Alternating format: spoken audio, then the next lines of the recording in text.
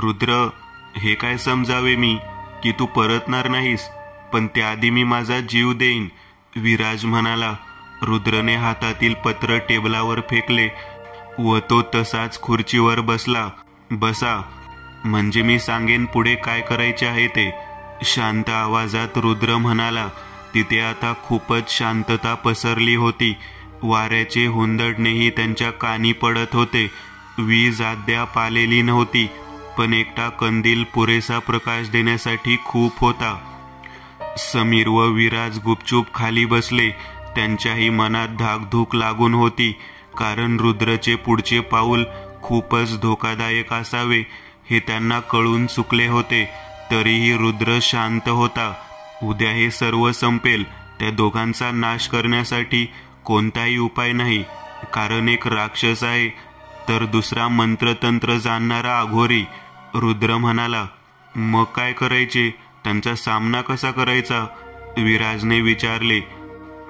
त्याच्या चेहऱ्यावर अद्याप घामाचे थेंब जमा होऊन राहिले होते, जे कंदिलाच्या प्रकाशात दवबिंदूप्रमाणे चमकत होते.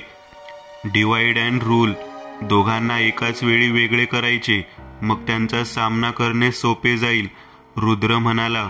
पण ते कसे शक्य आहे? विराजने विचारले. ते मी करेन. मग तुम्ही त्या अघोरीला बघा व मी राक्षसाचा सामना करेन, रुद्र म्हणाला. अघोरीविषयी मी ऐकून आहे. त्यांच्याजवळ खूप साऱ्या शक्ती असतात, समीर म्हणाला. होय, आणि हा साधा नाही. तो आधीच मंत्रतंत्र जाणतो. तुमचे युद्ध सोपे नसणार, कदाचित जीवही जाईल, पण मी तुमचे काम थोडे सोपे केले आहे, म्हणत रुद्रने एक पिशवी बाहेर काढली, जिच्यात आधीच काहीतरी होते व तिचा तीव्र वास नाकाला असह्य होत होता. हे काय आहे? विराजने विचारले. हे गुरुजींनाच ठाऊक आहे. हे अशा एका वनस्पतींच्या पानांचे चूर्ण आहे, जे डोळ्यात गेल्यावर माणूस आंधळा होतो. गुरुजींनी या वनस्पतीविषयी सांगितले होते आणि तीच आणायला मी संध्याकाळी जंगलात गेलो होतो. डोळ्यांवर पट्टी बांधून मी वाळलेल्या पानांचा कुटून चूर्ण केला, रुद्र म्हणाला. ह्याचे काय करायचे? विराजने परत विचारले. अघोरीशी सामना करत्यावेळी तुम्हाला ह्याची गरज पडेल. उद्या ठीक 10 वाजता तुम्ही अघोरीच्या ठिकाणी जा व बाकी सर्व त्याच्या हातात, म्हणत रुद्रने हात जोडले. रुद्र, मी तुला कोणत्याही परिस्थितीत एकटे सोडणार नाही. मी नसलो तर काही हवालदार तुझ्या बरोबर पाठवेन, विराज म्हणाला. रुद्र हसला व म्हणाला. आता जे घडणार ते घडणार. ते कोण थांबवू शकतो? मी येथे या सर्वांचा बिमोड करण्यासाठीच आलेलो आहे आणि माझ्या शक्तींचे परीक्षण करण्यासाठी. मित्रा, हे सर्व तर माझ्या आयुष्यातील रोजचा खेळ आहे. चल, शुभरात्री. रुद्र लगेच तेथून आपल्या खोलीच्या दिशेने निघून गेला. सर, मीही येतो. शुभरात्री, म्हणत समीरही निघून गेला. कंदिलाची वात अजूनही जळत उजेड देत होती. विराज एकटक समोर वाऱ्यामुळे फडफडणाऱ्या त्या पत्राकडे पाहत बसला होता. डोळ्यात पाणी जमा होऊन राहिले होते, पण त्यालाच कळत नव्हते नेमकं का. तेच उंच वाऱ्यामुळे थरथरणारे पिवळे गवत साय सन करत हेलकावे खात होते.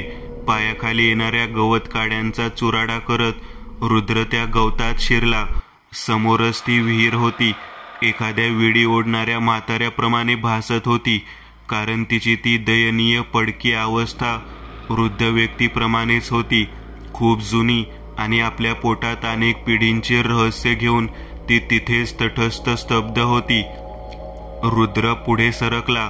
हवेत खूपच गारवा होता व ती थंडी अंगाला स्पर्शून निघून जात होती. ते हवेचे साय साय घोंगावणे, ते झाडांच्या पानांचे सळसळणे व फांद्यांचे घसरण्याचा आवाज तिथे घुमला होता. रातकिडे कपारीतून व झाडांच्या बुंध्याला चिकटून कर्कस ओरडत होते. साय करत परत रुद्रच्या शरीरावर हवा आपटून निघून गेली.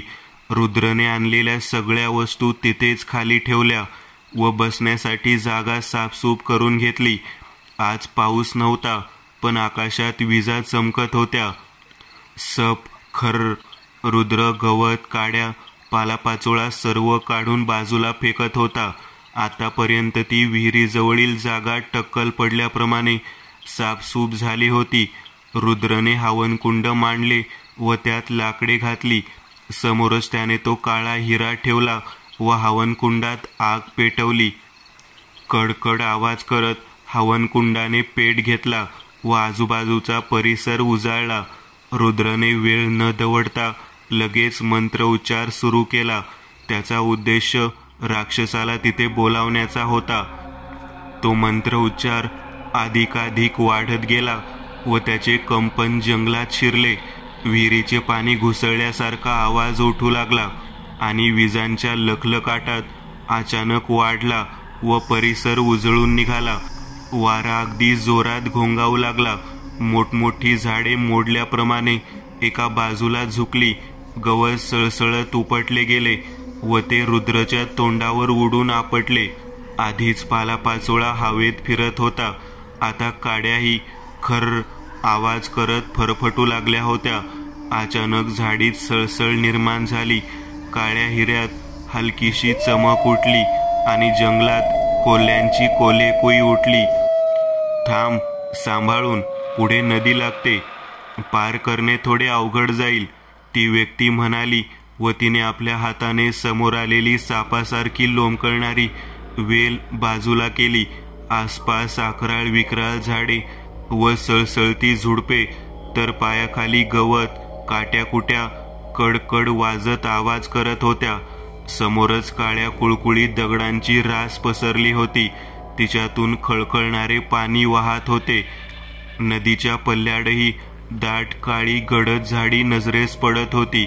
साप, तुमचे नशीब चांगले, नदीचे पात्र प्रमाणात आहे, नाहीतर पार करणे कठीण गेले असते, ती व्यक्ती म्हणाली.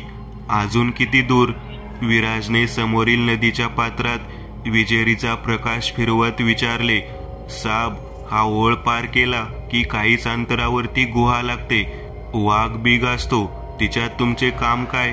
त्या व्यक्तीने विचारले. तू तुझे काम कर, जास्ती खोल नसलेल्या भागातून आम्हाला पार ने. विराज खेकसला तसा तो गावकरी निमूटपणे पुढे सरकला.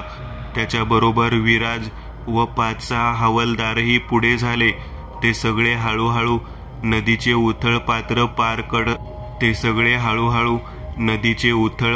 पार करत पुढे निघाले. नदी संपवण्यासाठी काहीच अवकाश होता आणि अचानक विराज बरोबर आलेल्या त्या व्यक्तीचा पाय एखाद्या शेवाळलेल्या दगडेवरून घसरला आणि तो धापकन समोरील पाण्यात आपटला.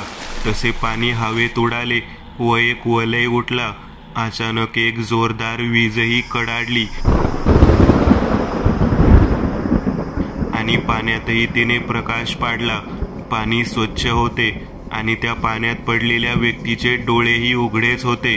समोरच काहीतरी लालसर त्याच्या डोळ्यांनी हेरले आणि तो गडबडला. सर, काहीतरी घाणेरडा कुचका वास येतोय.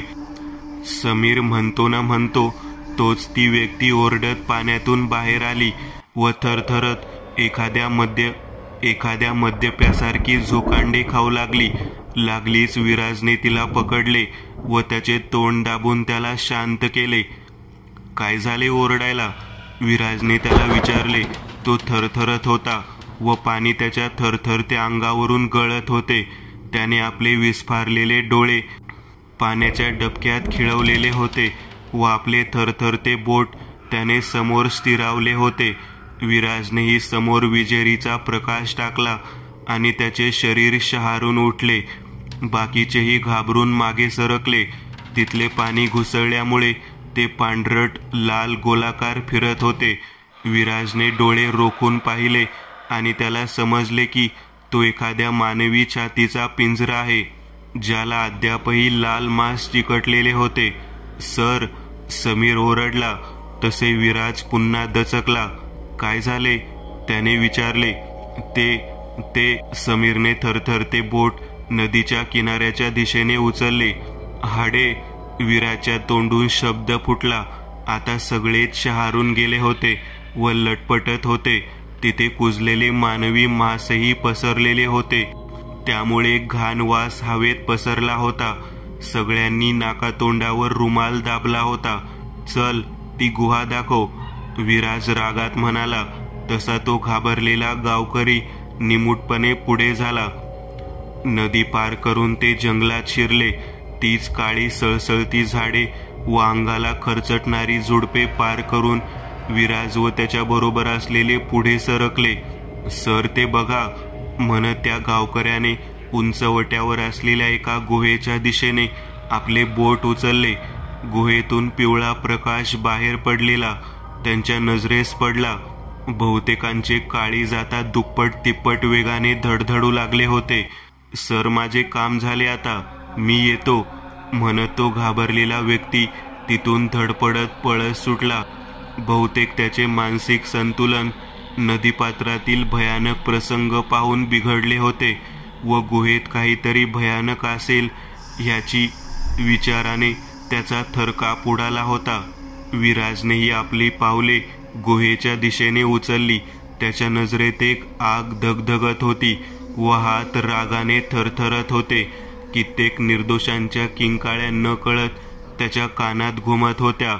सळ करत झुडपे हल्ली आणि रुद्रची नजर तिकडे स्थिरावली. एखादी सावली वेगवान हालचाली जंगलात करत होती. अचानक वाऱ्याच्या विचित्र घोंगावणे रुद्रच्या कानात शिरले. तिच्यात एखादा आवाजही होता. रुद्र, तो आलाय. आणि आवाज विरला तसा रुद्र सावध झाला. धब धाड खब करत विहिरीचा कठडा अचानक तुटून विहिरीतील चंचल पाण्यात कोसळला आणि पाण्याचा मोठा आवाज झाला. रुद्रचे तिकडं लक्ष होते. तोच सप आवाज करत काहीतरी त्याच्या दिशेने वेगात आले. रुद्रने विहिरीवरून नजर फिरवत समोर पाहिले आणि त्याच्या छातीत गरम झाले. तशाही स्थितीत त्याने वेगवान हालचाल केली. एक मोठे झाड जे रुद्रचा रोग घेऊन आले होते माती उकरत घसरत गवतात जाऊन स्थिरावले. हलकीशी धूळ हवेत पसरली. रुद्र हळूच उठला. हवेने चारी बाजूंना एक विचित्र सळसळ माजवली होती आणि ती आकृती रुद्रला चकमा देत होती. अचानक माती उकरत काहीतरी वेगात पुढे आले.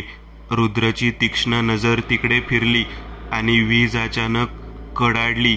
धुक्यात एक आडदांड आकृती हवेला चिरत पुढे सरकली. तिचे लाल डोळे बल्बप्रमाणे चमकत होते आणि अचानक तिने काळ्या हिऱ्यावर झडप घातली. रुद्र दचकला.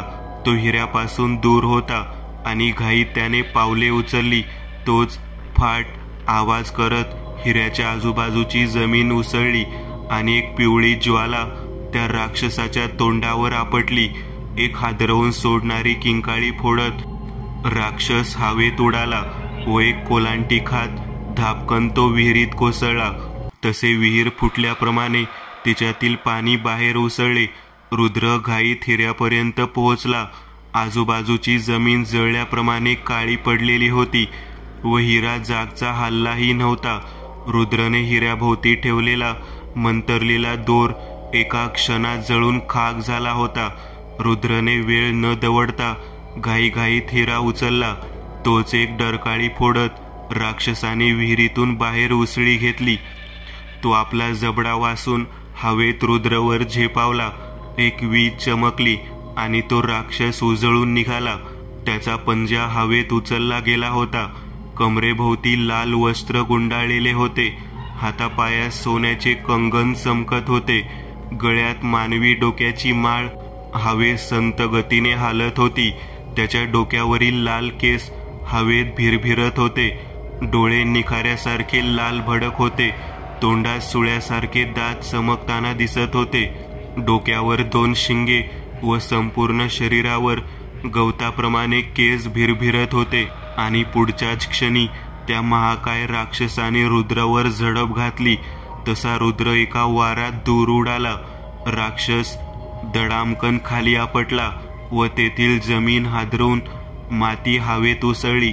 रुद्र धाडकन समोरील आडव्या पडलेल्या झाडाच्या बुंध्यावर जाऊन आपटला व एकदम मातीत उबडा पडला. राक्षस विजय आनंदाने हसला. त्याच्या हसण्याने संपूर्ण तामसवन हादरून उठले. गुहेच्या अगदी खोल स्मशानातील चितेप्रमाणे काहीतरी धगधगत होते. व कडकडणाऱ्या आगीत हाडांचे काही तुकडे जळताना दिसत होते. एक कुबट कुचका दर्प तिथे पसरला होता. अगदी जमिनीपर्यंत लोंबकळणारे पांढरे केस, ज्यांच्यात फक्त राख भरलेली होती. ती व्यक्ती पाठमोरी बसलेली होती व काहीतरी आघोरी मंत्रांचा उच्चार करत होती. तिचे पांढरे शरीरही थरथरत होते. अरे राक्षसा, सोडणार नाही तुला, विराज रागात ओरडला. तसे ती व्यक्ती एकदम स्थिर झाली व लगेच आपल्या जागेवरून उठून उभी राहिली. अंगावरची राख घसरून खाली पडली व हवेत उडाली. तिने आपला आडदांड पांढरा फटफटीत हात समोरील आपल्या काठीला घातला आणि संपूर्ण गुहेतील वस्तू एक वेळ थरारल्या. तसे विराज सावध झाला. ती व्यक्ती हळूच आसुरीपणे हसत समोर फिरली. तिचे पांढऱ्या साखरेच्या खड्यासारखे डोळे थरथरत विराज व बाकीच्यावर खिळले होते. तिचे काळे दात एकमेकांवर घासत होते. आपले डोके रागात हलवत तिने मान खाली घातली. राख हवेत उडून धुक्याप्रमाणे पसरली आणि अचानक तिच्या पाठीमागील निखारे हवेत उचलले गेले. तसे लगेच विराजने कोणताही धोका न पत्करता गोळी झाडली. तो आघोरी क्षणात बाजूला झाला आणि ते निखारे पेट घेत त्यांच्या दिशेने वेगात आपोआप सरकले. विराजने घाबरून बाजूला उडी घेतली, पण बाकीच्यांवर ते निखारे पडले आणि त्यांनी किंकाळी फोडली. आघोरी हसला व त्याने डोळे बंद करून मंत्र उच्चार सुरू केला. तसा ओरडत जमिनीवर पडलेला समीर हवेत उचलला गेला. एखादी काळपट सावली त्याच्या अंगावर खेळत असल्याचा भास होत होता. समीर, विराज ओरडला, पण पुढच्याच क्षणी समीर आपोआप गुहेच्या दगडी भिंतीवर आपटला गेला. विराज रागात ओरडला व पुन्हा त्याने गोळी झाडली, पण लगेच त्या आघोरीने आपली लाल नरमुंडी लावलेली काठी पुढे केली आणि गोळी दिशा बदलून समोरील घागरीवर आपटली व घागर खळकन फुटून तिच्यातील हळद हवेत उडाली. विराजला आता समजत नव्हते की याचा सामना कसा करावा. तो विचार करत होता. तोच रागात आघोरी त्याच्या दिशेने सरकला व त्याने आपल्या हातातील काठीने जोरात विराजच्या छातीत वार केला. तसा वेदनेने किंकाळत विराज धाडकन खाली आपटला. पुन्हा एकदा आघोरीने खाली पडलेल्या विराजच्या डोक्यावर वार केला आणि विराज तसाच हातभर सरकत गुहेच्या भिंतीला टेकला. त्याच्या डोळ्यापुढे हळूहळू अंधारी दाटली. बाकीचे 5 हवालदार कसे तरी स्वतःला सावरत उठले व त्यांनी आपल्या हातातील बंदुका त्या आघोरीवर ताणल्या. आघोरी हसत होता. त्याने आपल्या कमरेला बांधलेल्या पोटलीत हात टाकला. थरथरत्या हातांनी हवालदारांनी लगेच फाट फाट करत गोळ्या झाडल्या. बंदुकीने आग ओकली व एक वेळ तिथे आवाज घुमून शांतता पसरली. हवालदारांनी अचंबित नजरेने एकमेकांच्या तोंडाकडे पाहिले. त्यांच्या घामाघूम झालेल्या चेहऱ्यावर प्रश्नार्थक छटा उमटलेल्या होत्या, कारण समोर फक्त काळपट धूर हवेत फिरताना दिसत होता. तोच काळजाला थरारून सोडणारा हसण्याचा आवाज त्यांच्या मागून त्यांना ऐकू आला आणि ते लगबगीने मागे फिरले. तोच आघोरीचा भयानक क्रूर चेहरा त्यांच्या नजरेस पडला आणि त्यांच्या काळजात धस झाले. ते काही करणार. तोच आघोरीने आपल्या मुठीतील भुकटी त्यांच्यावर फेकली आणि काहीच वेळात हवालदारांच्या हातातून बंदुका निसटून खाड खाड आवाज करत खाली पडल्या व त्याबरोबर ते हवालदारही कोसळले. रुद्र आपल्या हातावर जोर देत थरथरत उठण्याचा प्रयत्न करत होता, पण पुढच्याच क्षणी तो खाली आपटला. एक अजगरी विळखा त्याला आपल्या अंगावर जाणवला व त्या राक्षसाने क्षणात रुद्रच्या गळ्याला पकडून हवेत उचलले. त्याच्या तोंडातून भेसूर हसणे निरंतर निघत होते. रुद्र धडपडत होता व त्या राक्षसाने तो हिरा त्याच्या खिशातून ओढून काढला व आपला हात अधिकच रुद्रच्या गळ्याभोवती आवळला. रुद्र पाय झाडत धडपडू लागला. झिंझिण्या त्याच्या डोक्यात घुमू लागल्या. त्याचा श्वास गुदमरू लागला. रुद्र त्या महाकाय राक्षसासमोर अगदी असहाय्य झाला होता. आता मृत्यू त्यांच्या डोळ्यांपुढे अंधारी आणू पाहत होता. रुद्र, रुद्र नाश कर त्याचा. एक आवाज रुद्रच्या कानात घुमला. रुद्रचे डोळे आपोआप बंद झाले. त्याचे शरीर हळूहळू थंड पडले. त्याच्या हालचाली थांबल्या. जणू काही त्याच्या शरीरातून प्राण गेला होता. अचानक वातावरणात पिवळा प्रकाश चमकला आणि पुढच्याच क्षणी रुद्रच्या हातांनी पेट घेतला आणि राक्षसाने घाबरून त्याला सोडले. पण रुद्र खाली न पडता तसाच हवेत तरंगत होता.